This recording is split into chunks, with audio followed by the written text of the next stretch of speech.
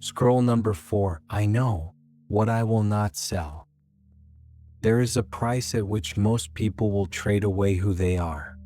Epictetus watched this happen under Nero, under Domitian, under every emperor who understood that the fastest way to control a man is to find out what he is afraid to lose. Some men sold their character for a seat at a banquet. Some sold it to avoid exile. Some sold it for nothing more than the temporary comfort of not being the one who said no. Epictetus refused. When Domitian's order came to shave his beard and blend in with those who had already surrendered, his answer was simple: "If that will do you any good, take my head instead." I think about this when I am tempted to make myself smaller to avoid a consequence.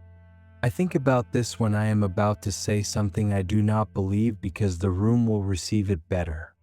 There is a version of survival that is not worth surviving. I have come close to it. I will not go there again. I know what I will not sell. Epictetus said that men sell themselves at various prices. Some sell high. Some sell for almost nothing, for a compliment, for the avoidance of a single uncomfortable conversation, for the illusion of safety in a situation that was never safe to begin with. The question is not whether you will be tested. The question is what you will discover about your price when the test comes.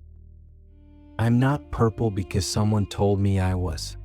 I am purple because I chose not to be anything else. The purple thread in the toga is not the most comfortable part. It is the most visible.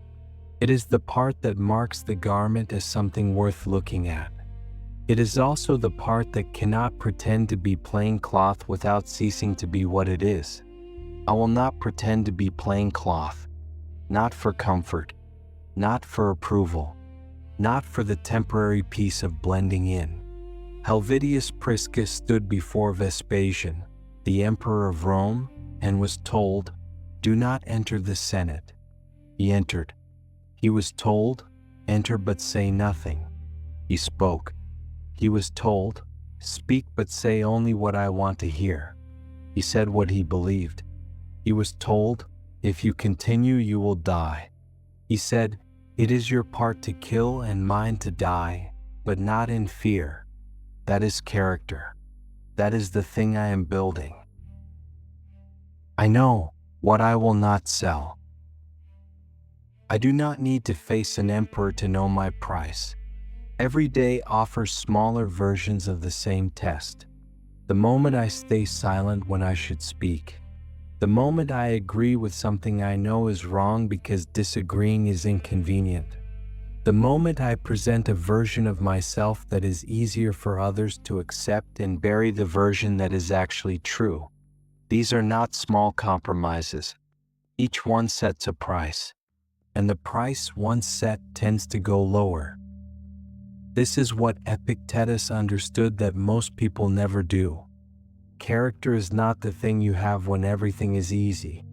It is the thing you are when keeping it costs something. Anyone can be honest when honesty is free. Anyone can hold their ground when there is nothing at stake. The test is whether you hold it when there is. The test is whether, when the pressure comes, something in you says, "Not this. Not for any price. Not today." I know what that thing feels like. I have felt it, and I will not trade it away. There is a difference between bending and breaking. I understand that difference. There are situations that require patience, situations that require me to wait, to move carefully, to choose the right moment. That is not compromise. That is judgment. But there is a line beyond which patience becomes surrender, and I know where that line is. I know the feeling in my body when I am about to cross it. That feeling is the signal. When I feel it, I stop. I know what I will not sell. I choose every day what I am worth to myself, not what I am worth to the market, not what I am worth to the people who want something from me, what I am worth to myself.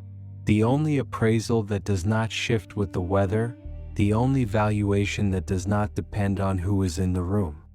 I set that price high, and I do not negotiate it down.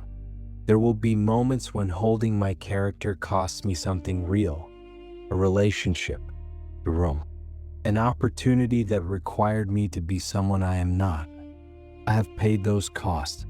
I will pay them again. And every time I do, I find that what I kept was worth more than what I lost. Not always immediately, but always finally. Most people discover their price by accident. They find out what they are willing to trade away only after they have traded it. I will not make that discovery that way. I know my price in advance. I have set it deliberately and I have tested it and it has held. That knowledge is not arrogance. It is the only reliable foundation I have found. Everything else shifts.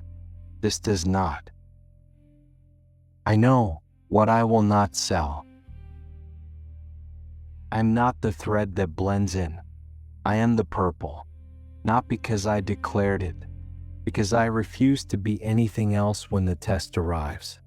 Because when Epictetus was told to shave his beard and disappear into the crowd of those who had already bent, he said, "Take my head if you need something from me." That is the answer. That is the only answer that preserves the thing worth preserving. The world will keep testing this. It will find new forms and new pressures and new prices it wants to offer. And every time the answer is the same. I know what I am. I know what I will not become. I know the line and I know which side of it I stand on. That knowledge does not make life easier. It makes it simpler. And simple is enough. I know what I will not sell.